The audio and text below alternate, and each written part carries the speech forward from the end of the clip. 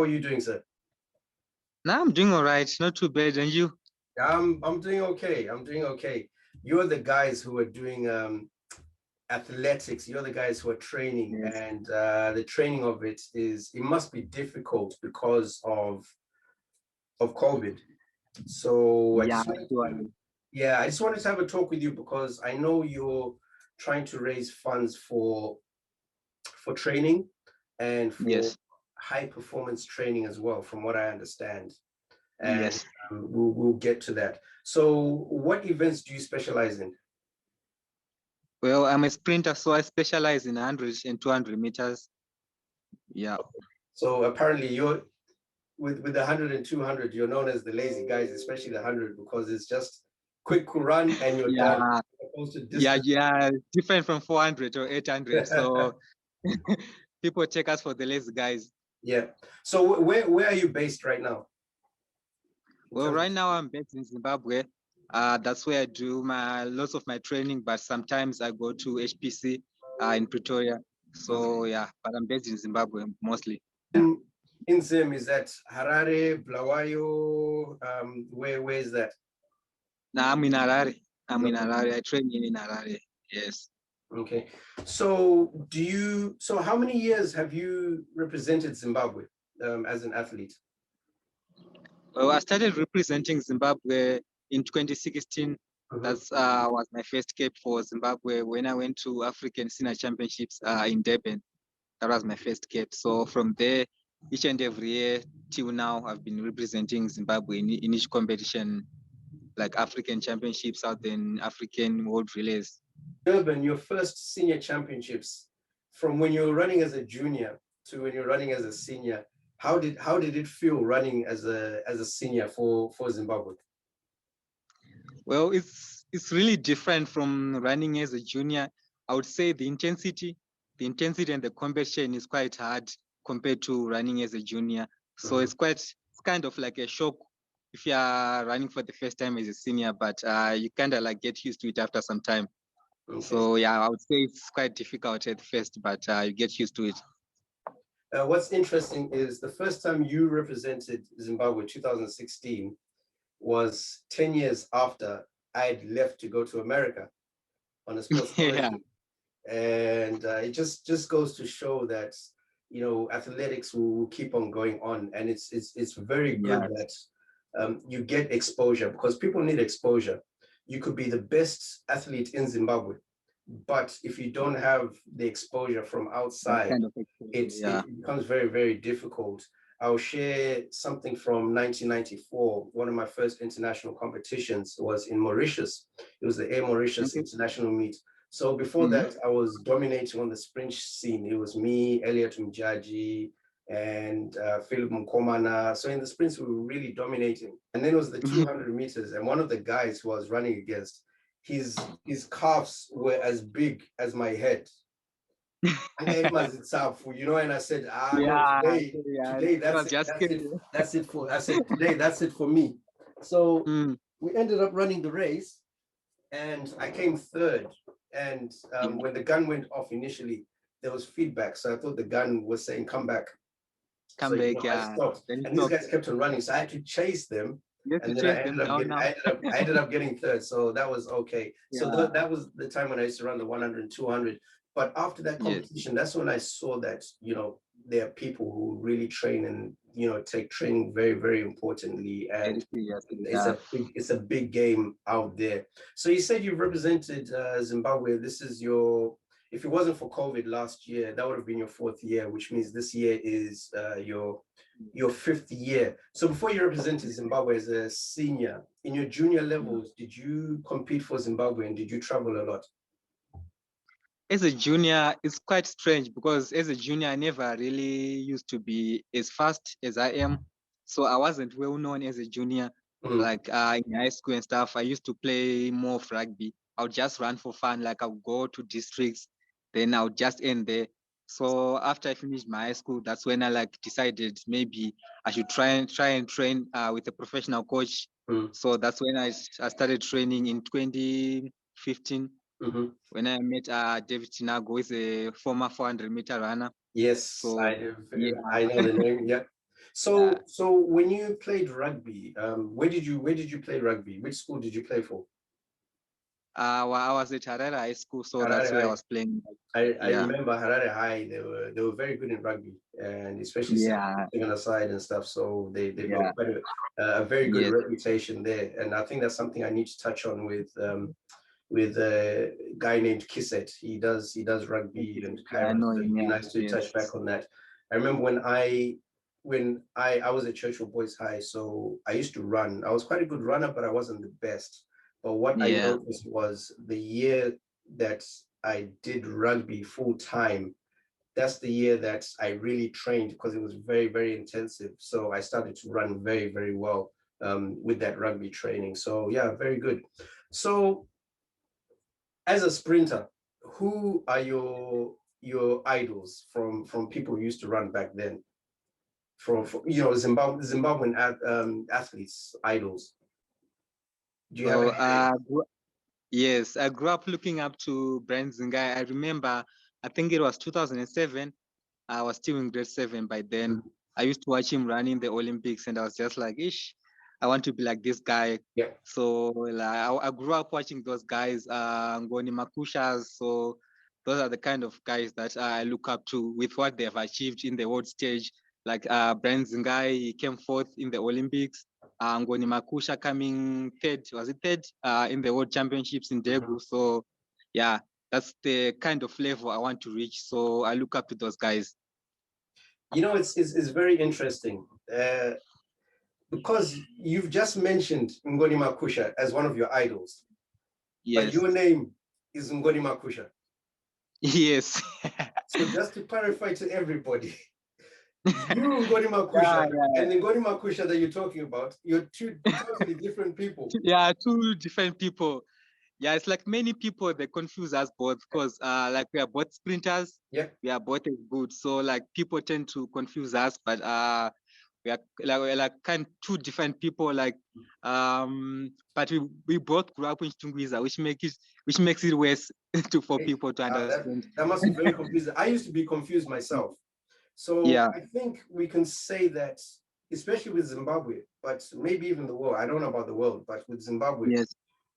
Ngoni Makusha is the fastest name in Zimbabwe. Yes.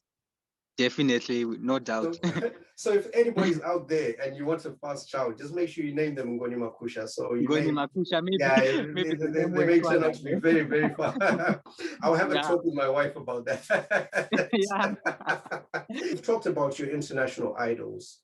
Is there anybody that you look up to in Zimbabwe, not just from a running standpoint, but it could be coaching or managing or doctors or anything? Is there anyone in particular that you look at that you look up to, whether it's an athlete or it could be any other sports? Well, I would say the obvious example for me is Kirsty Coventry, with what she has achieved, getting all the medals at the Olympics. It seems like something that's not possible, but she managed to do that as a Zimbabwean. So I believe if we follow in her path, if we put on the work and just believe that is possible, we can do it. Also, if she can do it, I'm sure if we just follow what she did, also we can be able to achieve that. So she's someone that I really look up to. Also, That's very good. Yeah, I remember yeah, the first Olympic Games in 2000. We were on the same team, and just seeing her yeah, develop and perform, Commonwealth Games and all those other games, it's very good. Which is something that we will touch on a little later on yeah, in our discussion, because you're talking about belief and yes, using Kirsty as an idol. So it's very good that you mentioned that, because what we're going to do is look at her mindset and look at your mindset yeah. and see how we can develop mindsets, especially where sprinting is concerned, because with sprinting you've got no time to think twice. Yeah, you Once can't the afford gun to do goes, that. it's gone. Yeah, You can't think of you have the to race put or 100% anything up. concentration. Yeah, After 200 meters, let me do this or whatever. It's yeah, from it's the quite first three different. steps, you've got to be on point where Yeah, on your point. event Yes, is concerned. So yeah, that's very good. So now let's move on to training. You were talking yes, about David Tinago being your coach. Yes. Is he still your coach, and is he coaching you in Zimbabwe? Yes, he's still my coach. Since 2015 till now, he's been coaching me. Yeah, so we train together in Zimbabwe. Then sometimes, like I said, I go to HPC in Pretoria, and I also go with him there. Then we receive maybe training from other coaches there, but he'll be there just watching what we are doing and also learning from other coaches as well. Okay, so for the benefit of people who don't know what HPC stands for, what does HPC stand for?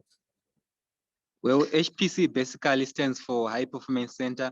So that means it's like a training center for swimming, athletics, rugby, soccer, you name it. So it's just a center for athletes just to be there. There's accommodation, there's gym, there's tracks, there's everything there. So you have everything in one place, and they're just concentrating on training only. Which is very good, because you find that there are certain scenarios where, like, you're in Zimbabwe, and maybe you have to move from home and then go to another place and then go to another place and then go to another place, and then you've got training as well. But when everything is within the same vicinity, it makes life a whole lot easier, which is kind of like how the American system is. You're going to school, but all the facilities are on the university campus, so it makes it a whole lot easier. Everything is one place, so it makes it easier. Yeah, everything is within 10 minutes, 15 minutes of each other, so it makes it a whole lot easier. So it goes on to what we want to talk about, the basis of what we want to talk about. So you were talking about the High Performance Center for Athletics. Now, yes, I came across a Facebook post of yours. You're looking at fundraising for training, and that's training in South Africa, the High Performance Center, so that you can optimize your training and performance, so you can concentrate on your training, so that you can be the best that you can be for the Olympics. Now, how much are you looking at raising for that? Basically, I'm gonna be there for 3 months. So for my budget, I'm looking for something like 3.5, which I'm not just going there for training. I'm also going there for competitions, which I will use also as preparations for African Senior Championships, which are in June, and as part of my qualifications for Olympics, so I can be able to qualify there also. So it's just I'm putting it all together, training and competition as well. So with that kind of amount, I'm sure I can be able to last for 3 months, just competing and training and everything I'll need for, like, fees to pay physios, track fees, gym fees, accommodation, transport. So yeah, those are the main expenses. Yeah, a lot of people think that, training, especially with athletics, there's not a lot of money involved. But in order for you to be a very good athlete, you're not just paying for food. You pay for, as you said, for the accommodation. You're paying for supplements as well, because you can't just go onto the track and say, I'm training just eating sadze, muriwo nenyama. Yeah, you can do that if you wanna there's a lot of other stuff. Yeah, it There's has a to lot go of like other the stuff. Olympics. You have to follow a certain diet. Yeah. Exactly. And you have to be very regimented with what you do. Yeah. There's a lot involved. And as you said, paying for accommodation and also travel when it comes to competition. Yeah, because we as So athletes we travel a lot. So like you're called to go to some international meeting, Mauritius, maybe in Botswana. So yeah, those are the kind of things. And you need the exposure. Not only do you need the exposure, you need to see where your training is, and also, in order for you to have the proper time to be recognized, you have to do it at specific competitions. You cannot just say, I'm going to go and run at Prince Edward, and then hopefully my time will be considered. Because a lot of celebrities, they don't consider venues like that, whether it's Prince Edward or wherever. It has to be a sanctioned competition by the athletics body. It has to be sanctioned in order for you to get that information. So that's what we're looking for. So, ladies and gentlemen, Ngoni is looking to raise funds. We will put the link out there on this video as to how you can help. Now, I was blessed in that I went to university in America. So there was competitions every week, and there was training. The training facilities were brilliant as well. So I didn't need to raise money, because it was all part of the scholarship. but we're Yes. aware of the hardships of training. So when were you looking to go to South Africa to train? Well, I'm looking to go to South Africa this month. Now, Yeah. with going back to COVID 19 and the cancellation of the Olympics, or not the cancellation, the postponing the Olympics from last year to Yeah. this year, do you think Yeah. that canceling was a blessing or was it a curse? Do you think you were ready last year, or do you think that it's good that you've been given an extra year to train? Yeah, well, that's a tricky question because when they canceled the competition, I remember I raised like my first competitions there in South Africa. That was in March. So that was when I was starting to like get to my peak. Like it was my second competition when they canceled it. So it's kind of like hard to judge if I was more ready or not. But for me, I would take it as more of a blessing in disguise because right now I managed to get some more time for me to prepare for the Olympics. So it's quite like an advantage to me. So I would say it's a blessing actually. Okay. So Yeah. the one thing we haven't talked about, it's your personal bests. We know that you're a sprinter and we know that Yes. you run the 100 and 200, but what are Yes. your personal bests in the 100 and 200? Okay. So my personal best in 100 meters is 10.17 seconds, which I ran in Mauritius at the Mauritius International Meet in 2018. Then my personal best in the 200 meters is 20.49 seconds, which I ran in Pretoria in Wow. 2019. Wow. And that Yeah. Mauritius meet, that was my first international competition outside Zimbabwe. Yes. I think it was in Cupip Il Maurice, and it was beautiful. So that's very good. My personal best in the 200 is not as fast as yours, 20.49. So that's Yes. very, very fast.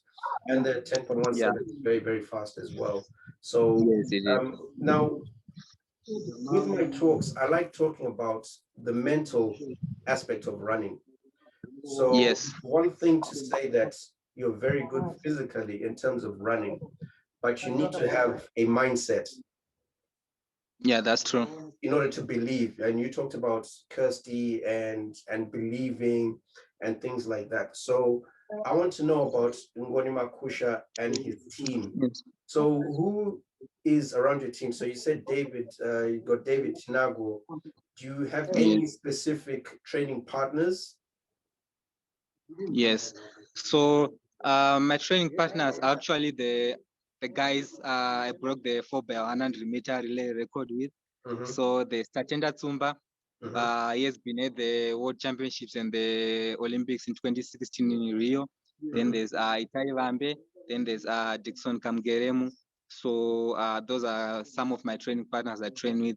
It's just unfortunate that right now we are all scattered. Like Itai Vambe is training in South Africa, and Tachenda Tsumba is training in England. Then Dixon Kamgeremu is here with me in Zimbabwe. But we are also like trying to qualify for the world relays, which are in Poland.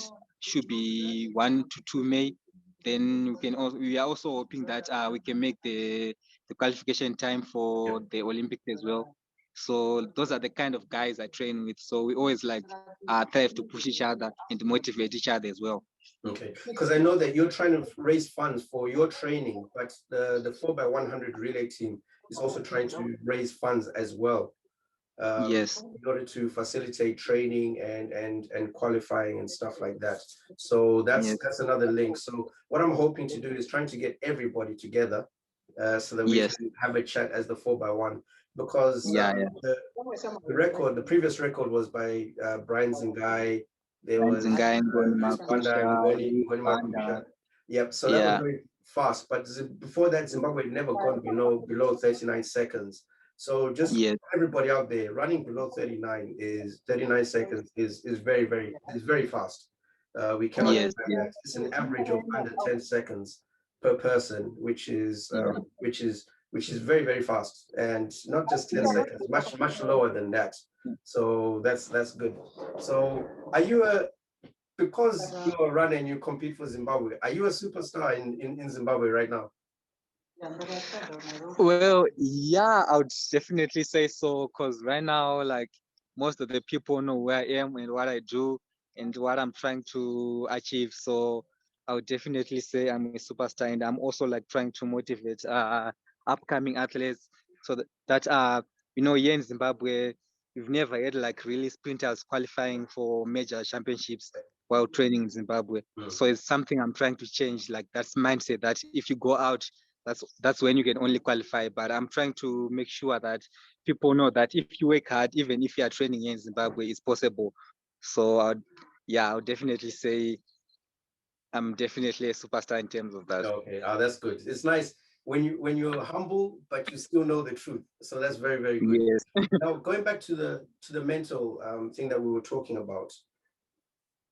With your coach David, does David go through the mental toughness of training and competing, or do you have someone else who helps you? Do you have a mentor, or do you have a sports psychologist, or do you have someone who you talk to in order to help you, with getting race ready, thinking about your race plan, and saying I can?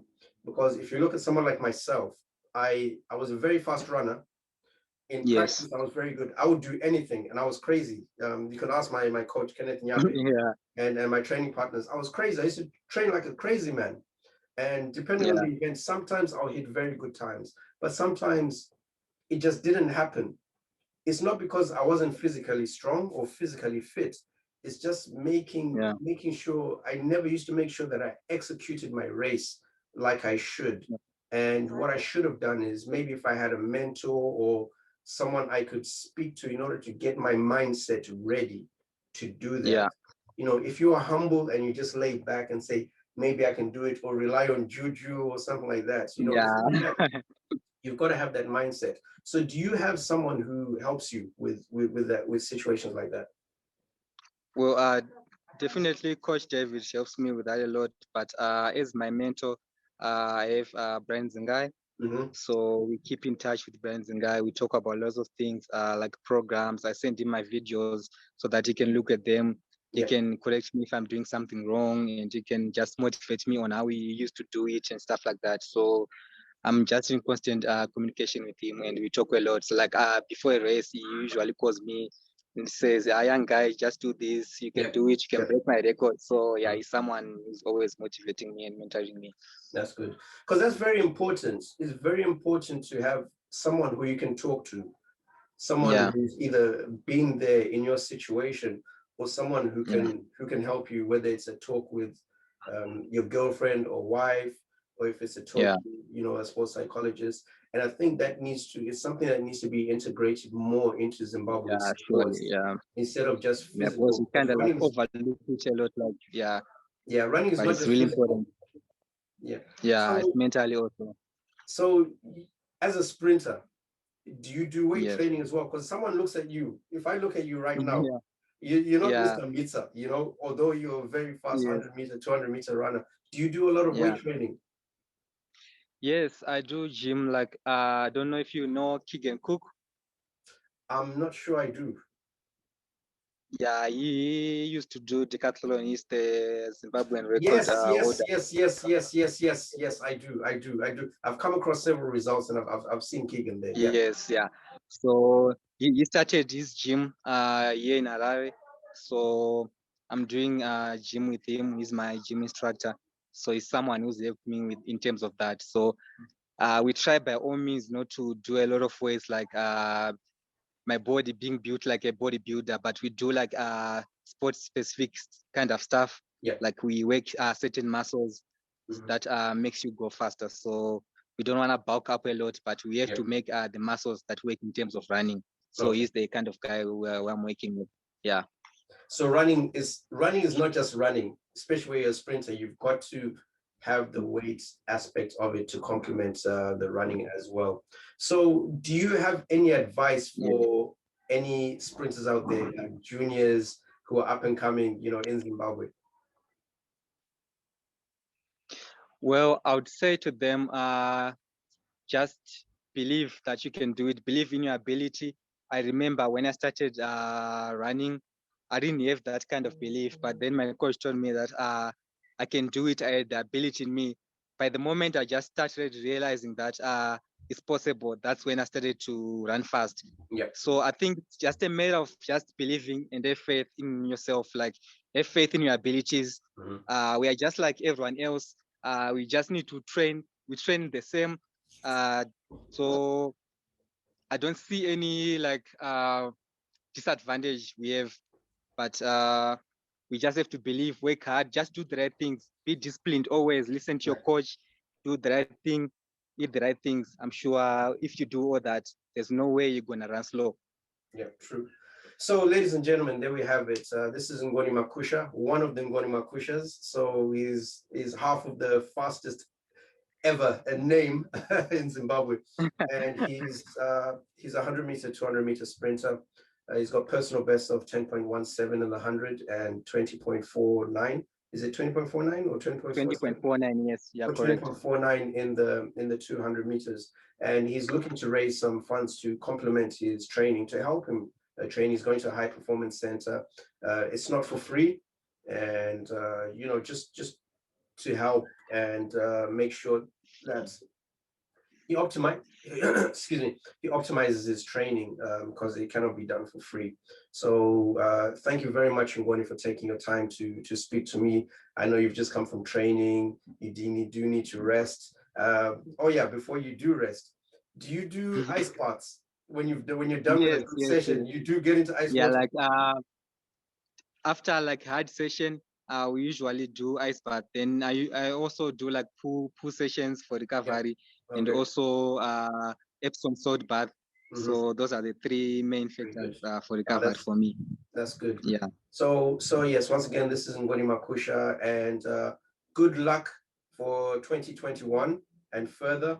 And we hope to see you and the 4x100 team perform well as well. We know that you can run a whole lot faster if you put your preparations to it. It's all about the preparation. It's not just about training individually, but you know, it's preparation and having everybody out there. Every little can help. So thank you very much, and I appreciate you taking your time out in ZIM to speak to me, and good luck. And I hope to speak to you guys soon as the 4x4 as the 4x100 relay. Yeah. So you know, just to see, it will be nice having you guys together.